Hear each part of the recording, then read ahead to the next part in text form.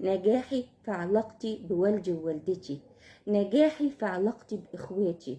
على فكرة النجاح ده ملوش بديل وملوش تاني وملوش اي حلول اخرى. ممكن في السن ده وفي الفترة ديت في فترة المراهقة بتبقى شوية علاقتي ببابا وماما كده عاملة زي ايه، زي توم وجيري، هما الاتنين بيجروا ورا بعض وهما الاتنين بيقعدوا ينكفوا مع بعض. بس خناقات بتبقى يمكن حلها طالما احنا حاطينها في اطار ان كل واحد بيسعى مع التاني انه يحافظ على العلاقة بتاعته. انا عارفه في الفتره دي ولادي وبناتي اللي هم في اولى وتانية ثانوي وتالتة ثانوي كل واحد بيكون عنده مشكله.